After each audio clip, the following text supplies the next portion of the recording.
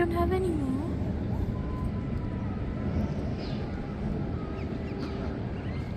So I've got a degree in Alton as well. So any questions about heritage? Hello, so I'm Joel, I'm your assistant for today. I won't be doing any of the talking, but I am here to answer any questions. Anything that's like maybe unrelated to the House and Garden tours, feel free to ask me as well, and I'll be hanging around in the back here to help you as well.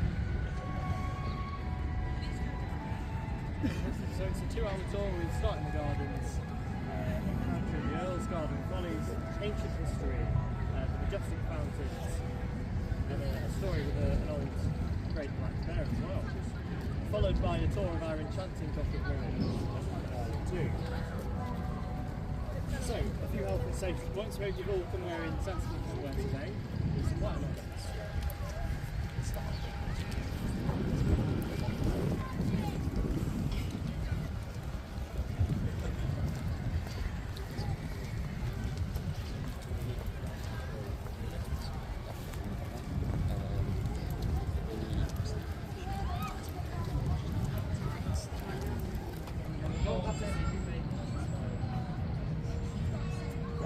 Is it okay? I think I've got a dicky connection. Oh gosh, we can swap it out. We have got It's alright at the minute, yeah. Is it okay?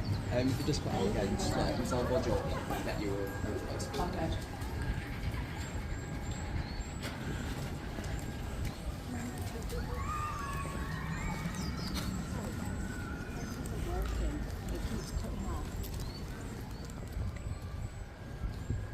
Throughout the tour today, we'll also point out some of the best photo opportunities.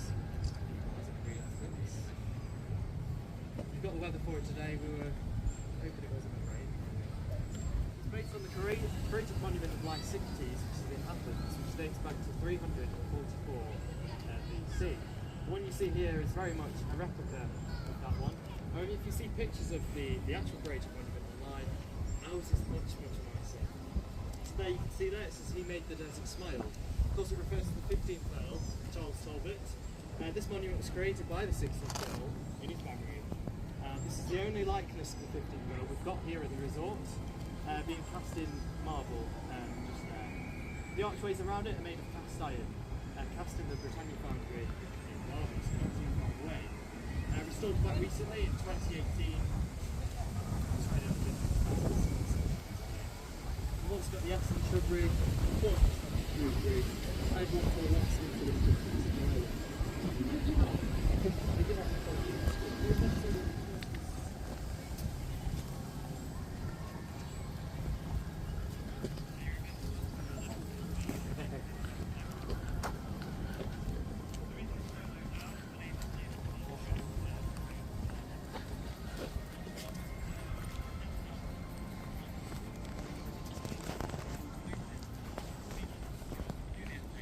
Fountains are.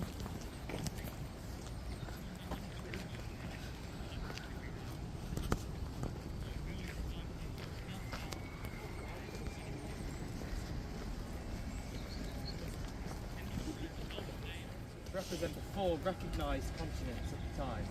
So we've got Europe, Africa, Asia and America. This one here represents Africa. You can see it's got sort of elephant ivory tusk and he's standing on his horse just there.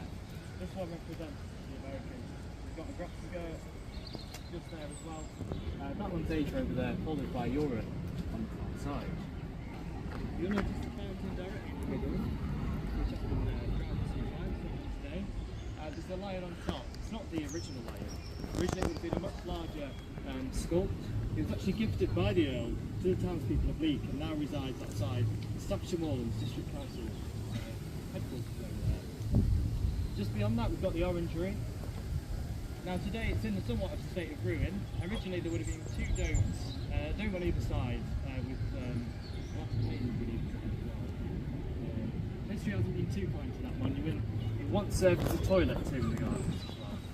Just beyond that we've got Stonehenge, which dates back to 1830, much like much of the gardens you'll see today. It's got nothing to do with the real Stonehenge, it's simply what's known as a garden folly. You should see many more to come today. So the very pinnacle of each of the conservatory coves is adorned with a pineapple. We're in the Victorian area, there's a great fascination with exotic fruits.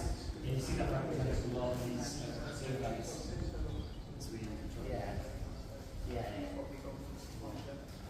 We'll go through to the main conservatory.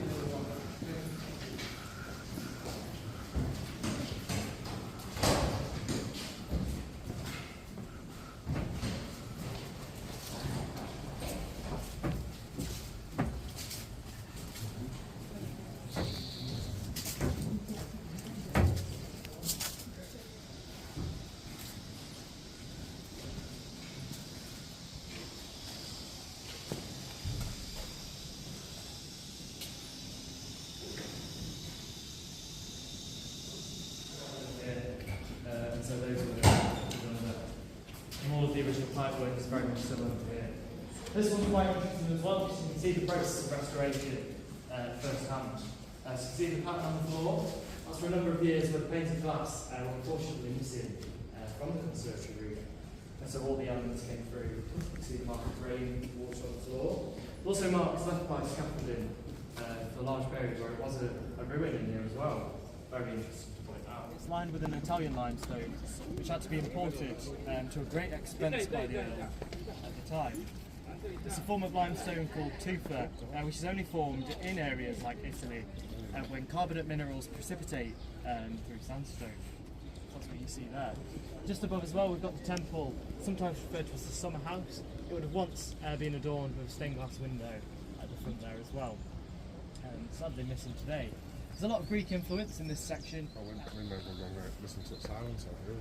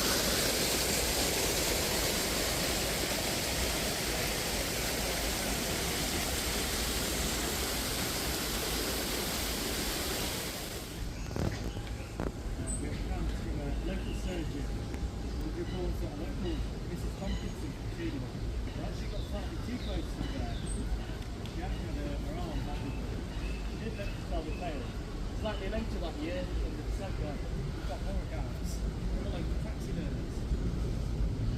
And it's storefront. And it was then put in the Great Hall of the house, sort of in the queue where Hex is today. Consultation from the 15th Earl himself, Charles Talbot. So it's carved stonework, cast iron railings, wonderfully produced here in 2014 with a massive restoration project which cost about 2 million old pictures from the 1930s. This tower actually been painted a horrible shade of red, so it's gone there like this colour scheme. It talks a lot about restoration and heritage preserve. This is an area very much heritage lost. So lost there are no pictures, very few documents that exist of this area. Known as the temple. There would have been a great stone serpent rising up out of the rock with great pillars as well. The serpent had jeweled red eyes also. This is the only section that remains easily missed. You see the sort of scale pattern on the side. There are also pins just here and where the rest of the serpent would be attached. It's my favourite part of the gardens. Simply because of the experience around. So feel free to take any pictures as well as this. Obviously that's got a pump in it of some sort, just out there. It's not like a pumping sword, it's sort of just gravity. So it's pushing that up there like that. The lake's so high up, Right. the force of it, it comes down the pipes. This masterpiece dates back.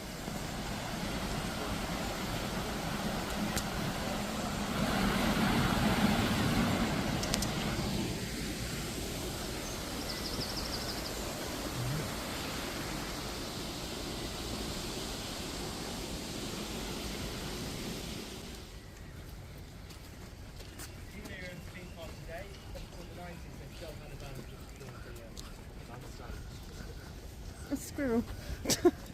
Oh, is he going to perform? One night only.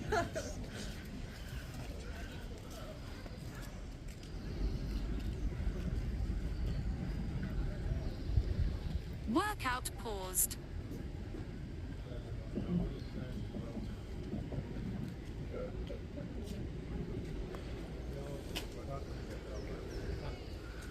Paused.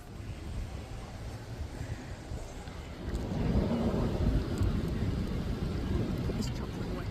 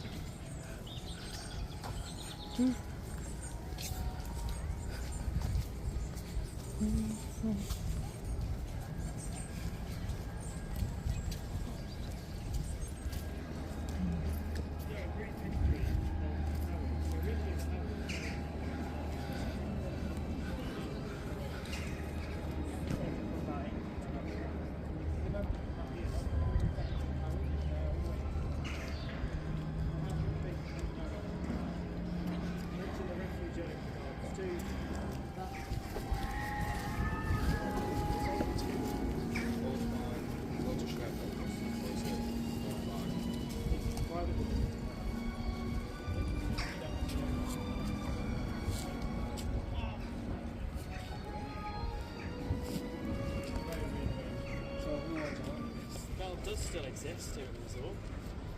If you enter through X in the entrance tower, just Workout paused. This section of the gardens is known as her ladyship's gardens, of course dedicated to the Earl's wife.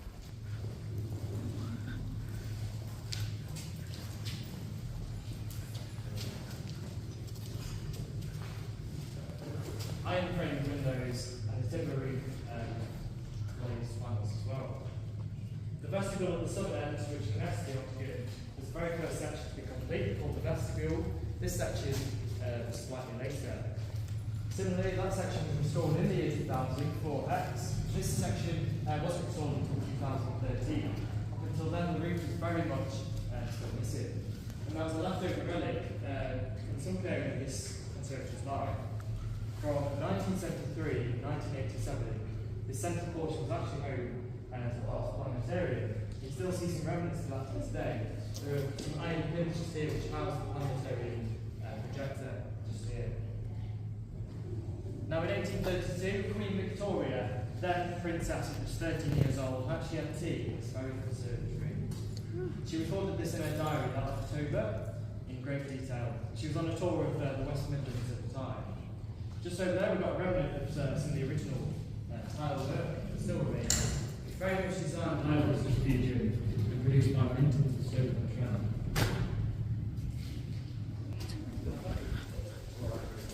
Watch the step. Yeah, watch your step. They floored it.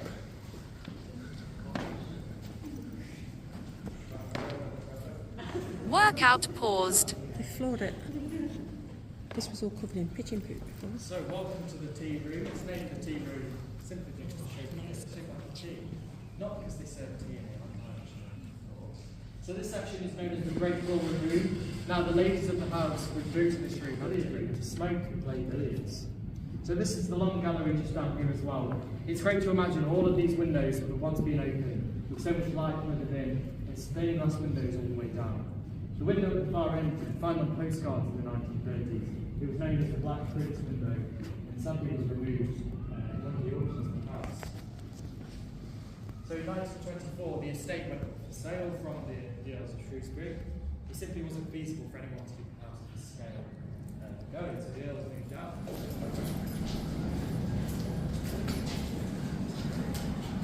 Workout paused.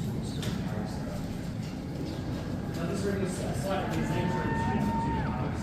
See,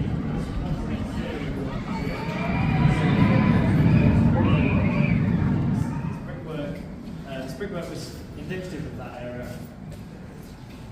However, to keep the mystique of being a sort of not medieval Gothic castle, all of the brickwork is covered over by wooden paneling. I will be going up there in a minute.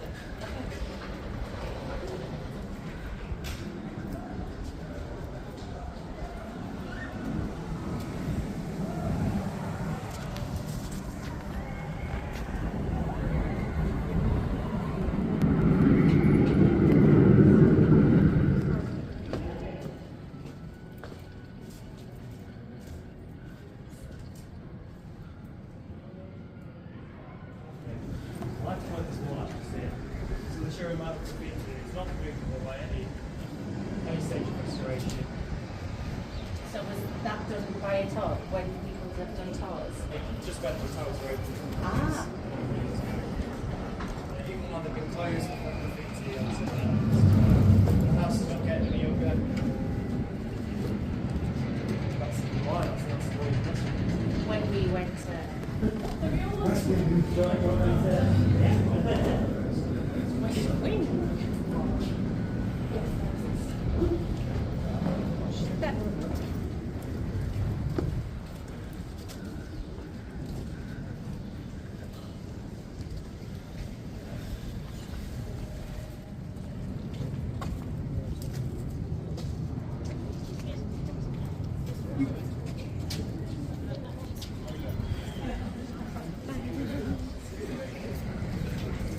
Getting up. The great thing to point out is tower movement. You can see the original roof line, so originally it was a fixed roof. Again, all of the Victorian brickwork is set up for the fixed roof.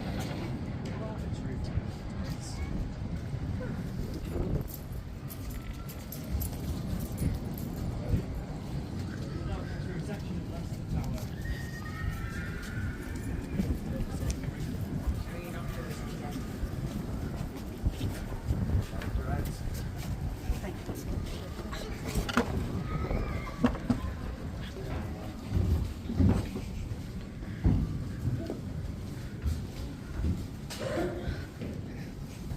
What bug was following me in then? I saw it in my shadow and I was like, that's big.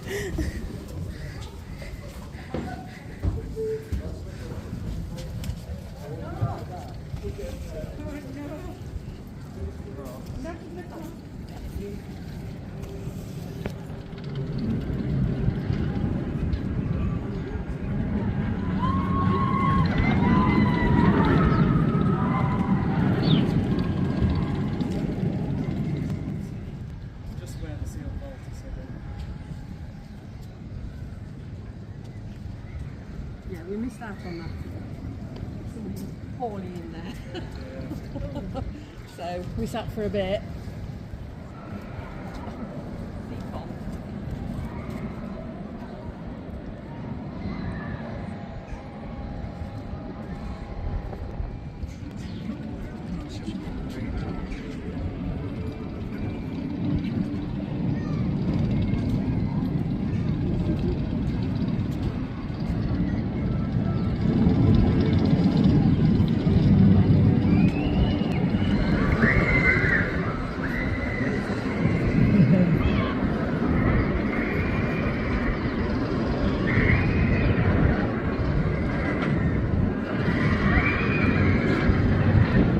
To install it as a permanent feature, the parks line up, it was to be called Vertigo. Needless to say, we didn't get planning. Never knew that, did you? I can see why they wouldn't get planning permission.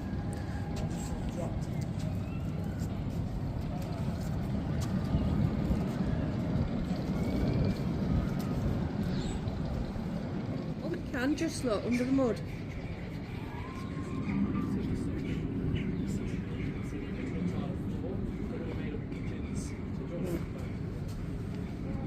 You can just see the checker pattern. Checker pattern. Pattern.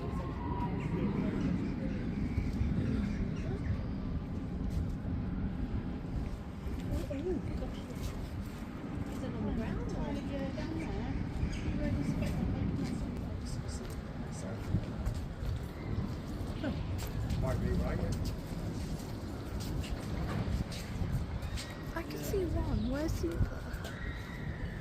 It's in one. It says send. Yeah.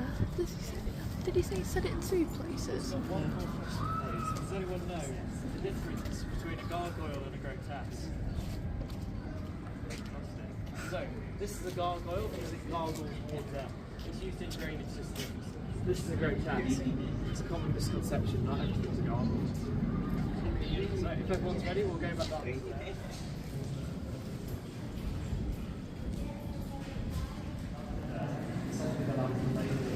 So the story goes.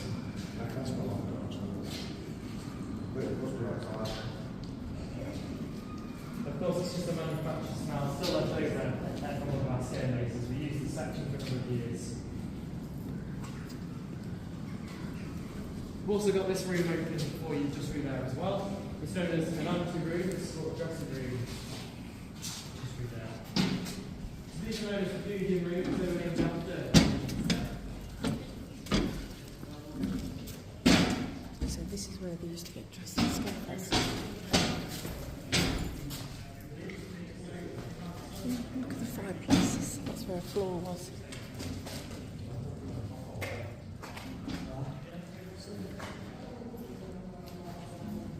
You can see a lot of how the art's developed in this section as well.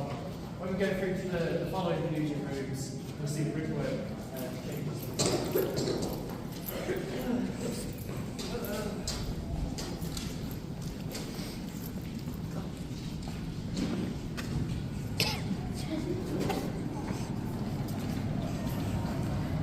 Oh, God. It's like reality of that. I'll make a confirm or deny whether that's right. One of the deals with Heritage England is that none of the structures of the scarebase will touch the walls of the towers, which is a very, very complex arrangement architecturally. So a lot of things are suspended from the roof. We've also got this room open for you guys. Always felt so much bigger. Don't you think?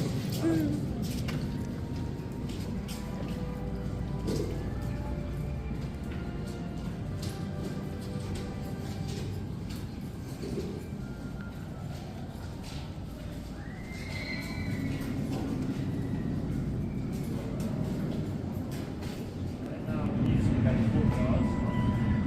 That facade that's on the stage, this was a slightly later addition, is the overall stage between slightly. So we have fusion design, the facade, so we can see the design of the stage. In the corner of this room as well, we'll point out. Was a fireplace there then? So what did you say? You can see on the fireplace to the sky.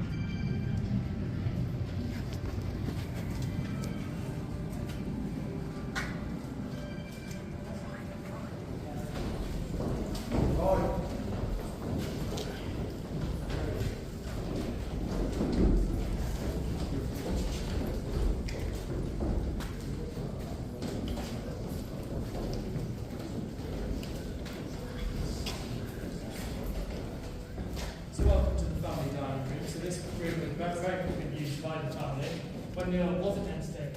It's the only way you can stabilise the towers so they remain to this day. I often get asked if the towers can ever be fully restored. The long and short of it is absolutely 1856. Fusion's modification seems determined to make this room the grand 6-inch furl, live to see this room Lincoln. Both died in 1852. Now some of the grandest features of the room still a beautifully carved timber roof with ornate frontwork, beautifully restored at some point in the 1980s as well. My favourite detail of which, the centre of the tower, up the west wall, is painted with ornate stars to mimic the night sky. One star from there. It was brass, with cut glass crystal elements as well. Now this chandelier today actually hangs in the House of Westminster, House of Parliament. We should really ask for that back. Now, of course, the grandest feature of the room by far is the stained glass as well. So this archway is just there. There was an upper gallery with a spiral staircase running up as well to get to the upper levels of the house.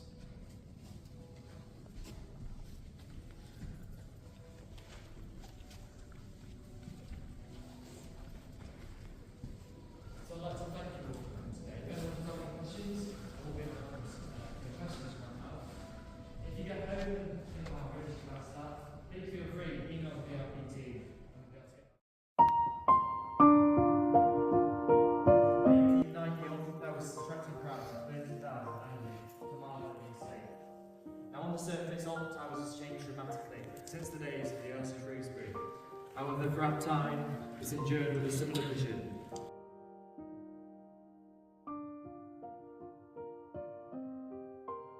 To entertain, to intrigue and enchant its visitors.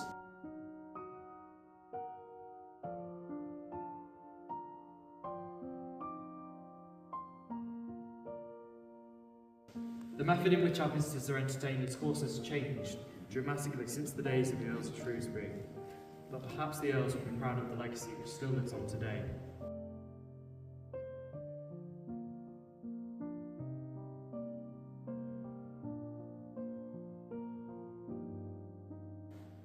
So you've walked in the footsteps of the Earls today, you've seen the desert smile. You write the next chapter of Alton Towers. Just where would it be in 100 years? Thank you all for coming, you've been a great audience today. Thank you.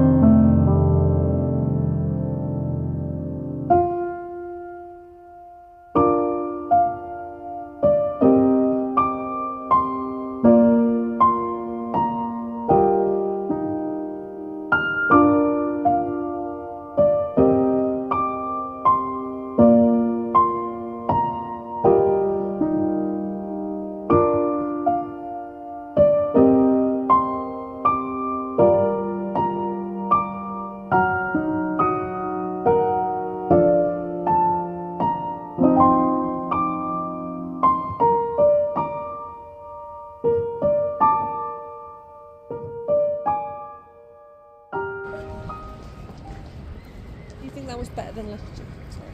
No. Say it. Did you think that was better than last year? Yeah, that was really good compared to last year. Not knackered. No, Tired, I'm ready to... the route around the gardens was a lot better. It was a lot less tiring on the legs. I remember it last year being 320 steps just for the gardens, and this year it was 250 total. And it seemed to go quicker. We weren't rushed either.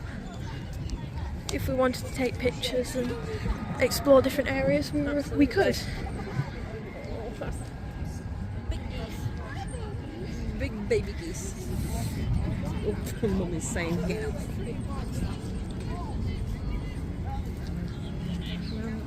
Yeah.